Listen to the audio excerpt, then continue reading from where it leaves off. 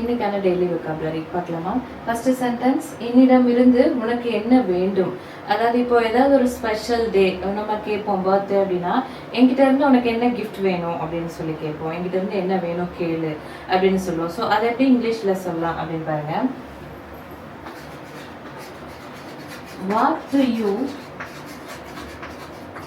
want from me?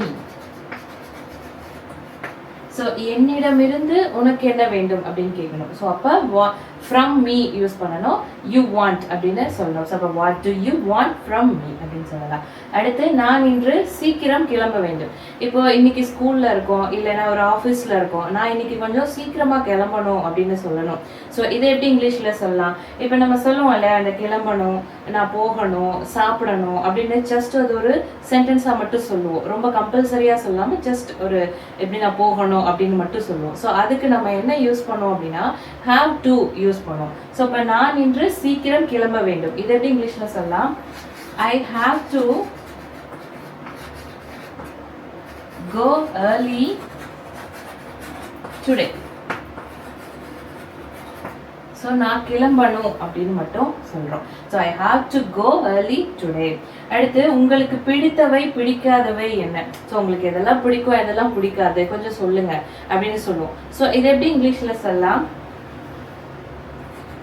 What are your likes and dislikes.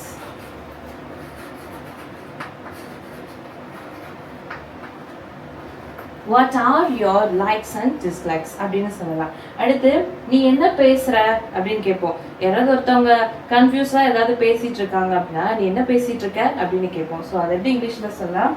What are you talking about?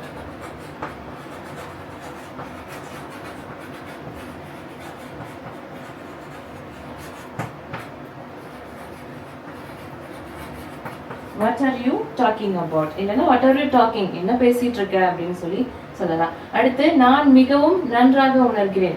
அதாவது இப்போ ஏதாவது உடம்பு சரியில்லை, நான் நல்லா தான் இருக்கேன் அப்படின்னு சொல்லுவோம். ஸோ இதை எப்படி இங்கிலீஷில் சொல்லலாம் அப்படின்னு எனக்கு கமெண்ட்ல சொல்லுங்க. இதே மாதிரி நீங்களும் ஈஸியாக இங்கிலீஷ் கற்றுக்க ஸ்க்ரீனில் தெரிகிற நம்பரை கான்டாக்ட் பண்ணுங்க. If you want to learn more, please follow my channel. See you in the next video.